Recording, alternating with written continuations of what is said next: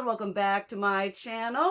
And welcome to what should be a little bit better picture quality. For all of you who've known, I've been filming on that one Samsung for years, and it had been actively dying for the majority of the last said years. But I got a new phone. This is a Samsung S8. Yes, I know that is still disgustingly old compared to phone life timelines, but it is still in fact better than the one I had before. So welcome to hopefully a new, clearer, better viewing experience. And for today and our viewing experience, we are delving down back into the whole anime theme. I did a Sailor Moon haul. If y'all haven't seen that or you're interested in seeing that, I will leave that shiz link down below, where I just talked about a whole bunch of Sailor Moon merchandise I had purchased over a 6 to 7 month period. And this is going to be very much in the same vein, just instead of Sailor Moon, this is just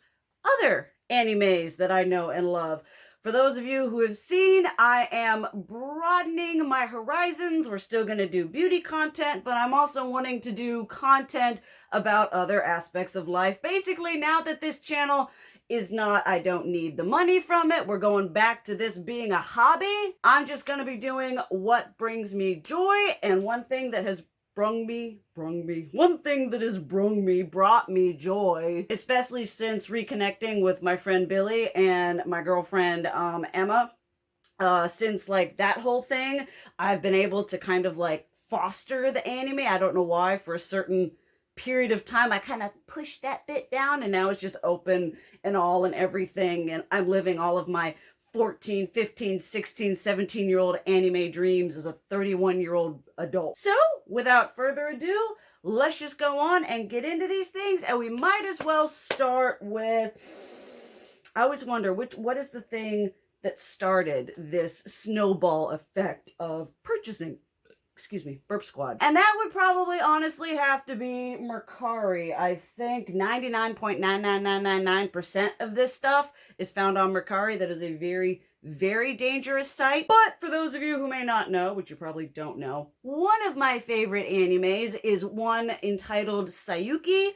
I have been into this anime since I was like 13, 14. It has been spanning a whole lot of my life, but it was a older anime when I got into it, like it was like the 2000s when it hit USA, but going back and learning more about it, it was like 96, 97 when it actually came out in Japan. So with animes like that, ones that are a little bit more niche, ones that are older, ones that weren't really released in a time where there was, because nowadays you can't swing a dead something without seeing anime. So it's all over the place now. It's sort of become more of a mainstream thing rather than being the weird anime kid being like, I can only import things from Japan. So finding this stuff is pretty exciting. And so in Saiyuki, we got these amazing action statues.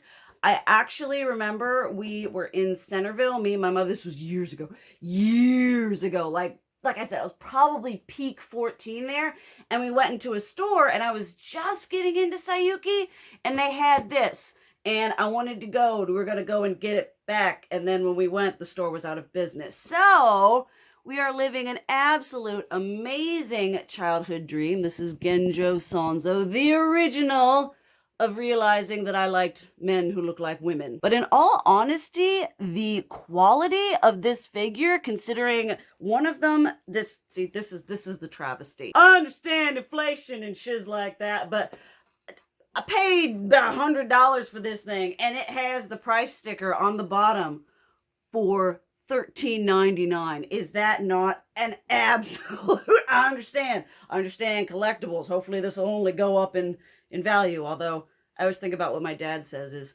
something is only worth as much as someone is willing to pay for it. I hate to break it to him, but I was willing to pay for it. But considering the fact that it was $14 to begin with, this statue is so nicely sculpted. The detailing in the coloring and the shading is just absolutely blew me away when I got in person, because I was like, this is really freaking good. Like, if I were to buy a figure done this well in today's real estate, it'd be at least $80. So I don't feel too bad. I am spending that much for a figure, but it's a vintage figure. So when I got him, I found a lady who was selling 3 of the 4. There are 4 main characters, and the other one I got is Hakai right here. Hosanzo and Hakai were my 2 like favorites of them, me and my best friend Bethany at the time. These were our men. We were just like, oh, they're just so handsome and they're so hot. And so we had them kind of split amongst each other. I love Takai and Sanzo. Again, just all kinds of beautiful. This, like, if 16-year-old me could see me now, I'd be like, they're beautiful. He's got a hand for Haku, which turns into a Jeep. He's just so cute going on right there. Just really, really pleased with the quality of these figures. Totally blown away. And then after a couple weeks, I went back to that same lady and I said, hey, I'm gonna get this one. I'm gonna get Gojo right here.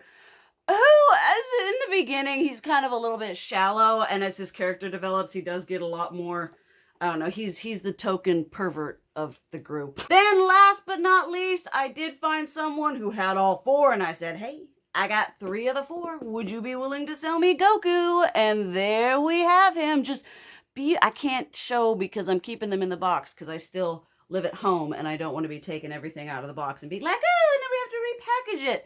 But the detail on these, the coloring and everything is just so well done. I will say this is the one that looks least like he does in the anime. He looks a little younger, a little leaner, but absolutely love these. Cannot wait to be in a place where I can display all of them in their glorious amazingness together on their journey to the West, which only recently, even in my lifetime, got finished. And if we're talking about Saiyuki, I also got these. These are actually Saiyuki Blast because I got into Saiyuki, the original Genzo Modern Saiyuki that was like 14, 15, and then Saiyuki Blast came out, which is the one that really got a lot more promotion, a lot more stuff, and a lot more products done for it, because thinking in the timeline of when it came out in Japan rather than when it came into my life, it does align up more with being a time when they can make merchandise. And these are what are these? They're like, some are keychains, but they're little teeny tiny baby acrylic. They can be either a keychain or, I've been hesitating to take these out of the packaging because I'm like, let's keep them pristine. But you've got all of these little acrylic ones. Here is Goku. Oh my goodness, he is so cute. I will insert, I'm not going to take the time to open them all out and pull them out so you can see them. They're just so cute, and they have a little, you can do them as a keychain, which I'm not going to do because that would bust the heck out of this. But then they've got a little stand that you can do here and just kind of have them sitting around, which I do absolutely love. And what's cool about these is that in the show, there are actually 2 versions. The 4 characters were like this when they were in the heavens, and then they got reincarnated as these ones here. So for all of the characters, you have each character design, which is, I think, a really cool touch there to just have all 4 both in the godly form and in the reincarnated version. On to some more Saiyuki. This was actually kind of more of this is a bit of a project getting these together. Anime was my personality for like a good a good 5-6 years of my life, and then I just kind of drastically was like, for whatever reason. I don't know if it was the company I was keeping or whatever, but it has come back in a surgence, and this is sort of like going back and reliving that. I used to go to conventions all the time. Haven't been because COVID and cries and poverty. As I show you all of this cries and poverty. This could have paid for a convention stay, but why don't go to a convention to buy shiz when I can literally have it shipped to my door? But one of the things I bought at a convention about 4 or 5 years ago was a Saiyuki art book. I absolutely lost my shiz. We were in the artist alley, and it was someone who had a bunch of CDs and a bunch of art books. I had no idea they even had art books. Again, Saiyuki wasn't it's kind of more of a niche, not a mainstream anime in the way you'd think Fullmetal Alchemist, Naruto, Pokemon, Gundam Wing, One Piece, you know, those ones that are like tried and true. And even if you don't necessarily know anime, in certain circles, if you say, you're like, yeah, oh yeah, I know Gundam, I knew Naruto, I knew One Piece, yeah. And so finding the stuff, I was like, oh yeah. So I bought one because they were exorbitantly expensive because, hello, imports. But apparently there were 4 other ones. And this is actually, these are the Salty Dog ones right here. I'll just show you in their nice and fanciness. This is Gojo looking all kinds of dramatic. But these ones were released. This is more collection. They're beautiful, beautiful. I love how the theme with the color goes through. The pages are like this thicker, gorgeous, almost parchment paper. It's very thick and very luxurious to feel. But this set is more based on her art style. You can see a progression in her art style, which is one thing I absolutely love. Being a part of this from the beginning, however many years it took for us to actually complete this, the mangaka Kazuya Minakura, who is the author and the artist of this, got, I think she got cancer. She had a health issue, and so she had to step away from it for a while. But this art is more specifically akin to the Saiyuki Reload era, which is a whole nother different ball of wax. That's like the 2nd season. A lot of these, like this is the art from one of the mangas, one of the volumes. This is actually, I love these pages here because these, although it's Saiyuki, this is more the Saiyuki Reload, these are the pictures of the original 4 volumes, which I just absolutely love. All of her art is just freakishly beautiful. Absolutely love it. So this one is the 3rd one. Then we have the 2nd one here, which is Goku. Again, love the color theme going through these. They're just really beautifully constructed. Not just the illustrations, but there's a lot of thought into how the book and the art are laid out. It's just, oh, there we go. These are all the DVD covers. This is just an absolute moment for me. I was going through it and I'm like, oh, these are all the DVD covers back when animes were $29.99 per volume. As I speak in elder anime emo. But there's my boy, my sexy man. And then we got Goku. It was just really, this is cool.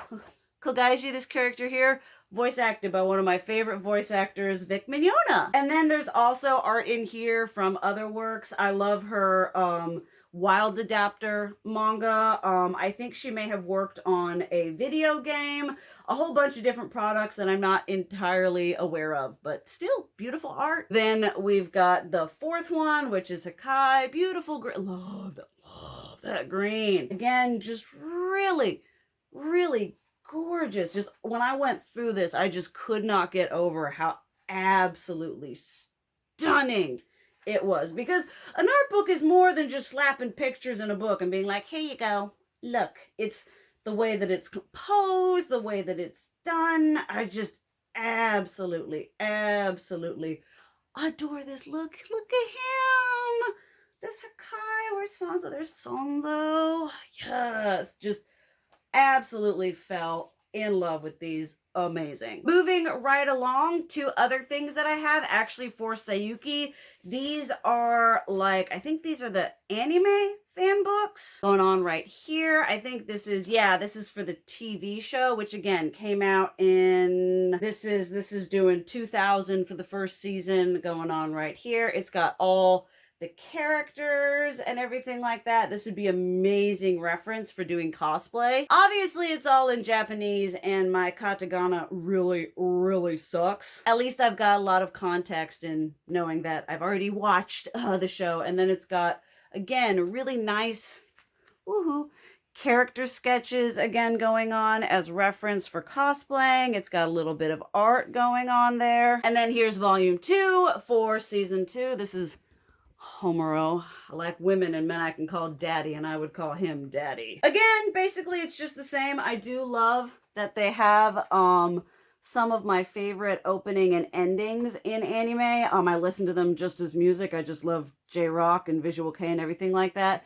They've got like a breakdown of the opening sequence and then the closing. It really does just have a lot of beautiful, beautiful details in it. And it's, like I said, I'm living my best mid-teen years, just getting to go through and have this and look at it, and it just makes me happy. And this one don't come with a poster. Whee! It's a poster! Which you got a lot of people charging whatever. It's like, it's a poster, $50. Like, it's a piece of paper. It's a vintage piece of paper, but it is still, in fact, a piece of paper. Then the other ones I got, I was so lucky with this batch here. This is Backgammon, which is the first art books. Those other ones I showed you were the Saiyuki Reload era. This is Genzo Modern Saiyuki. And I saw one of these selling for like 90 something, and then I saw someone had all three, there are three of them, for like 78 bucks. And I was like, gimme! Again,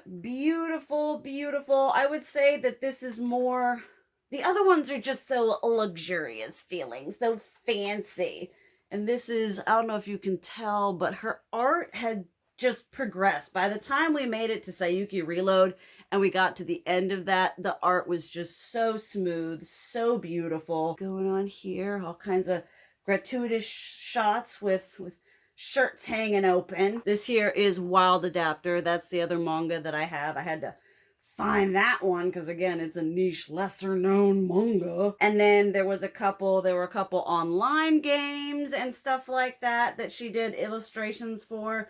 And then one thing I really like about these is, again, you've got all of these lovely character sketches and going on right here. Just a lot of really fun insights into the artistic process. Then Backgammon number 2, we've got a nice gratuitous shot of Sanzo's childbearing hips.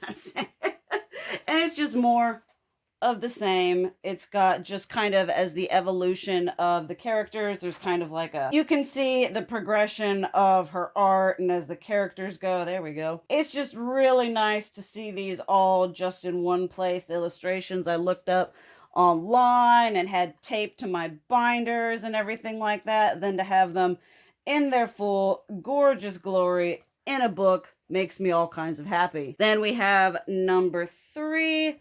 Just more of the same. It's all, you know, nice, beautiful, full color art illustrations. It's got a lot of different, it's got a lot of different pictures. Duh. That's what it is. We've got that. That's very, very good and reminiscent to the Genzo Modern Saiyuki era. Oh, I love this one. This one is so pretty.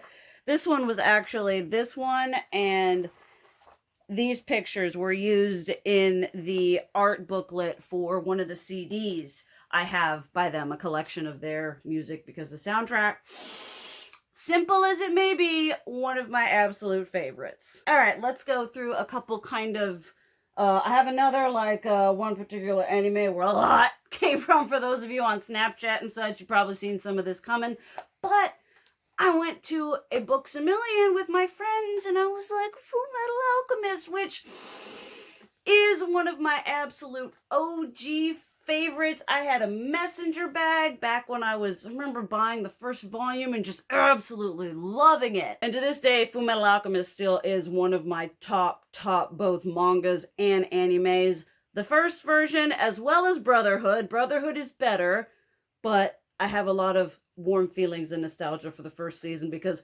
that's what I went through. That was my first exposure to it. But this is the whole collection, which is a little bit redundant for me because I do have the first 2 volumes of the Fullmetal Alchemist art books. What I was missing is this third one going on here in the back. And I was like, I'll get a nice fancy whatever with special added, verbiage and dialogue and all kinds of stuff like that. Words cannot express how influential and important Fullmetal Alchemist was in that era.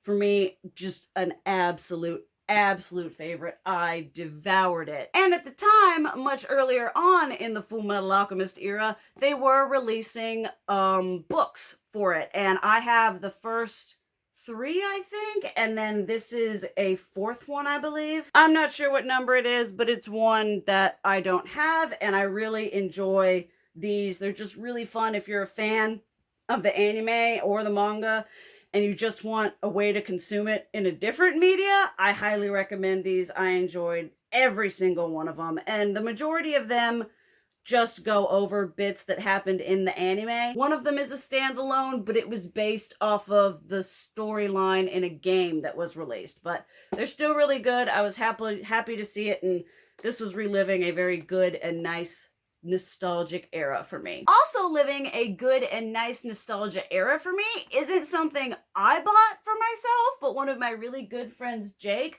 he's been rewatching One Piece, and he and I were talking, and we got onto Rurouni Kenshin, which is, again, a huge classic to me. Just one of those absolute super staples. Whatever would happen with Nobuhiro Watsuki, that's a whole thing. But I appreciate the manga. It's one that I read. I reread it probably at least once a year. It's just so solid. And I remember when the last volume came into Borders. We don't even have a Borders anymore. And it came and it was the last volume. I was like, oh, all of this time and all of this whatever for how many years.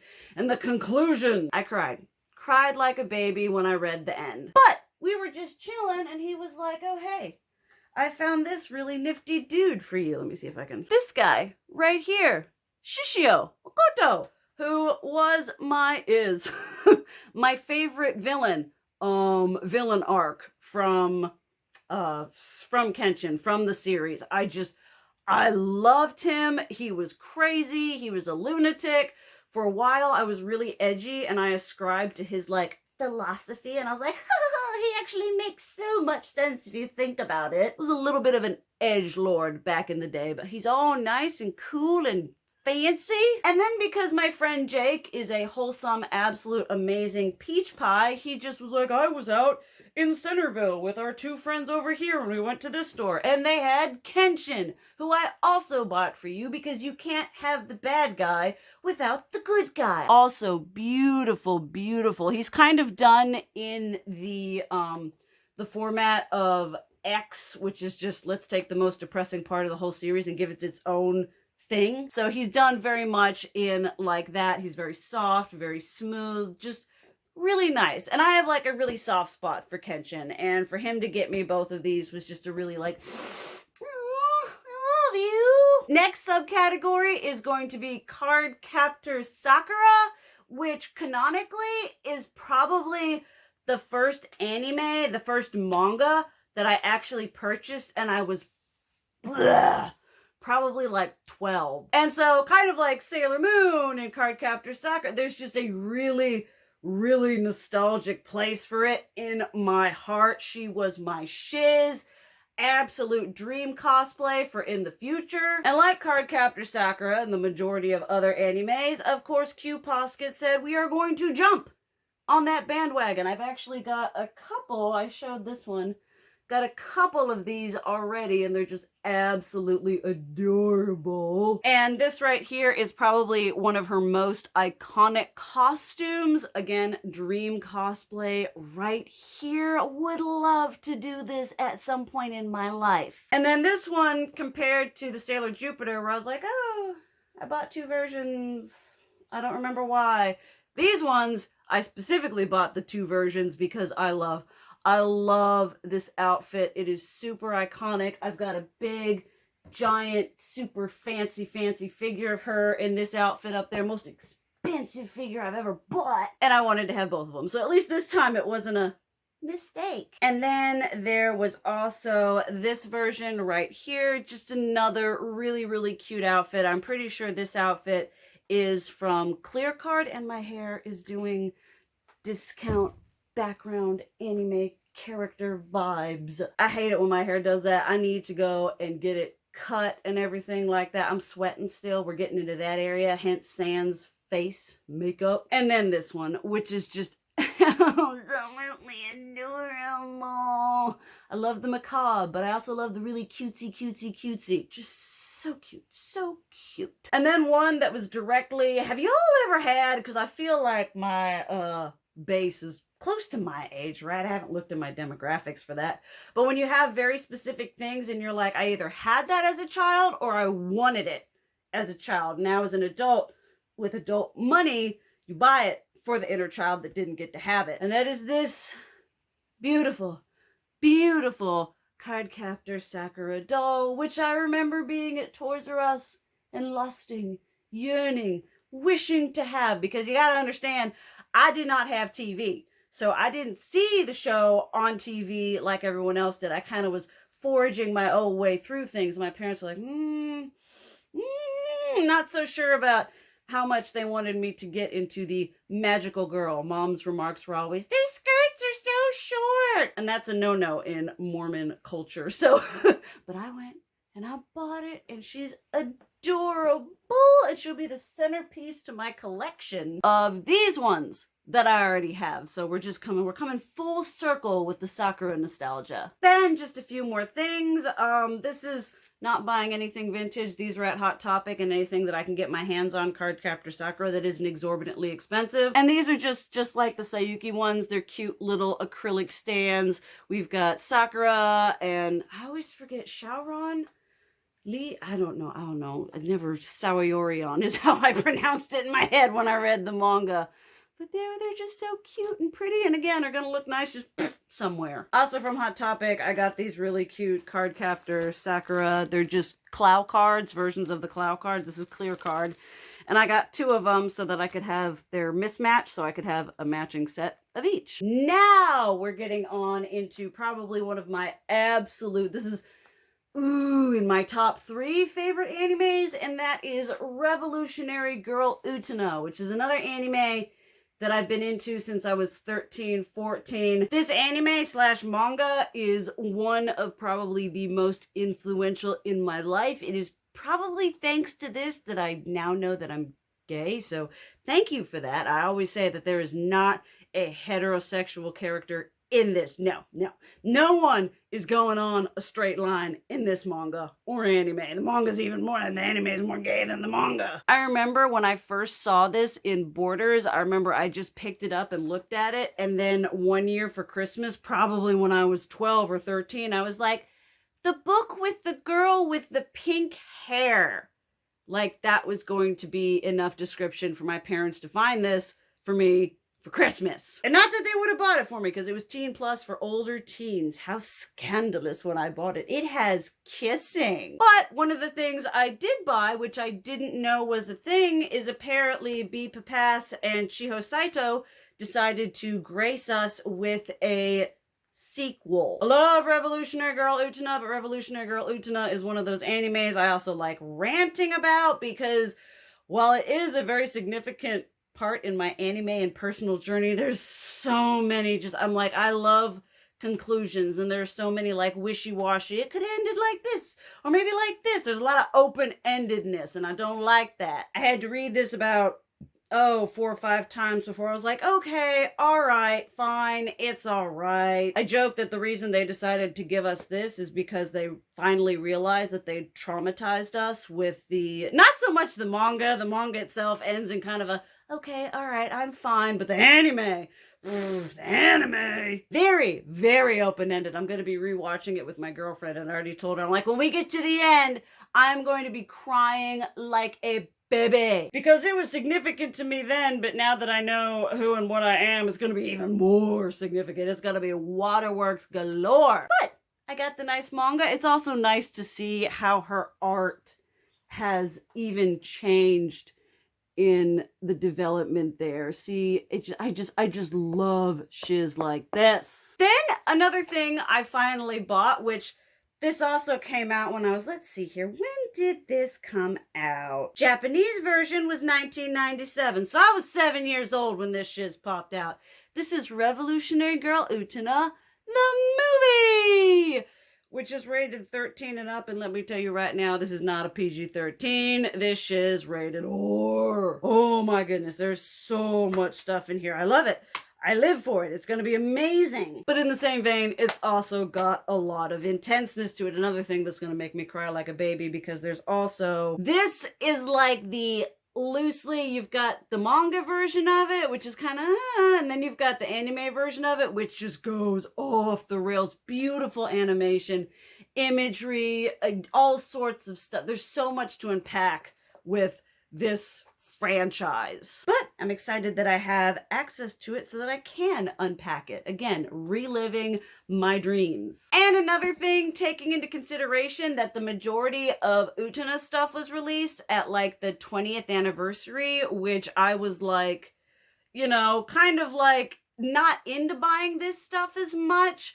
And then now it's like vintage now and considered everything like that. So buying it at this point is a lot more expensive. I did find for my purchase, for my whatever, the whole Utena DVD section fancy series. I had one that I bought years ago that probably, it's so beat up, it's so scratched, it'd been played to death. Again, this was mine and my best friend at the time, Bethany's favorite thing. We loved this shiz. And so we've got the Student Council Saga, which is arguably the chillest season in the anime. And I love the fact that one, these ones, they're from a library. And I'm like, what library? What's showing this? And in the back, it's like, oh, for young whatever. I'm like, And then we've got the second one going on here. And then the third one right here. Absolutely beautiful. We got our boys of the student council right there. So again, with my girlfriend, we're going to do a whole, not all at once, but we're going to do a watching of this. And just because I like having stuff related to the things like that, I have the regular manga, but then they also had this beautiful, I forget which anniversary edition this was. It's some kind of fancy hardback whatever, but the art on it is just so beautiful. Oh my goodness. We got this one right here, even though I hate him, but it's just so beautiful. Something I probably didn't need because I already have the manga, but just something I wanted to have in my collection as just it's just so beautiful. All the details and everything. It is a complete aesthetic. And we're gonna then go into probably the most disappointing thing I bought and then follow it up with one of my favorite things that I bought. This is a art book here that I bought. There was a little bit of, I feel, misleading communication on this listing. For one, I thought it was hardcover. I don't have anything against softcover ones, but they are harder to maintain and keep pristine, which is why I keep it in the plastic there. Beautiful, gorgeous art. But rather than being an art book, this is like a character study, which is really nice for cosplay reference, and it's a fun thing to have. But I think if I had known this was what the contents were going to be. Oh, there's my Mr. Mikage. If I had known it was just kind of, you know, these sketches and things like that, rather than it being, you know, images of her art put into an art book, I probably wouldn't have bought it. And it was not cheap. Nothing. There's a replica locket from a character, and it is going for $1,000. It's disgusting, but you know, it's nice. I'm glad that I have it. It's nice to have. It's, you know, a nice bit of Revolutionary Girl Utena memorabilia, but had I looked back on it, probably wouldn't have spent the money. And then, last but not least, what was worth every single penny, every little bit of money, is this art one right here. Now that one is a recent one. Well, recent for one of the anniversaries, whichever one it was. This one is a beautifully vintage. The person I bought it from had been the sole owner for 20 plus years. It is just absolutely stunning. Take this shiz out. Make sure I don't get there's some ladies going on like here, like this. Hello. But this is just so beautiful. These full giant color illustrations. Like, this is just, again, if 15, 16-year-old me could see me now. Oh, there we go. There we go. Ooh, what's up? See, that's why I said, ain't nobody straightening this thing. Ain't nobody. We ain't got no heterosexuals up in this place. And one funny thing, when I got this and I was going through it, and it made me laugh so hard, but we were looking at a picture like this, right? And I was sitting there, I've been into this since I was 14, and so my mom's looking at it, and I'm looking at it and going like, yeah, beautiful, reliving my childhood. And my mom's just like, so were they gay? Like, yeah, Mom, they were gay. It's canon. It's known as a very popular and a very, very good representation. She's like, huh, I just didn't really get that. And I'm sitting there also going, it's because I hid a lot of the gay from you. I gayer than what I showed you. And I also love that this one has like the first concept where she didn't have the pink hair yet, which I just love seeing the growth and the development of a show and a manga that was so influential and near and dear to my heart. This is definitely one of my prized possessions in my Revolutionary Girl Utena art collection. I love it with everything that I have. I love this one. Oh, that one's so cute. So definitely worth, it was expensive, but worth every penny. I love having it. It's just such a significant part of so many aspects of my life. Looking back on it, it just makes so much sense about who I am now as a human being. Not sure where I'm gonna patch this in, but I forgot one absolutely freakishly important, significant purchase in the Revolutionary Girl section, and that is for the longest time, like when I first started getting into the show was when they'd had one of their 20th or one kind of year anniversary, right? So there was a little bit of an insurgence of products for that, but I was young, didn't have the money, had no idea how old, because I was like, oh, it's just available now. It's, in stream with my life. No. And so either I didn't have the money or I didn't have the foresight to purchase it. But one thing that I did get here, and it's not official, I got it from a seller on Etsy who it's actual sterling silver jewelry, which makes me happy because that means I can wear it and not worry about ruining a replica. But I got two. Can we do this? Is my phone fancy enough to do that now? No. There we go. There we go. These are the Rose Duelist rings. This is the original, and the design of the rings are different to the anime. This is the anime version to the manga. The manga version is a little bit more complicated. It's got a bit more, it's more of almost a 3D looking ring, whereas these are just a flat going on like this, holding them upside down like a moron. But this is the original seal. That's just what the duelists wear.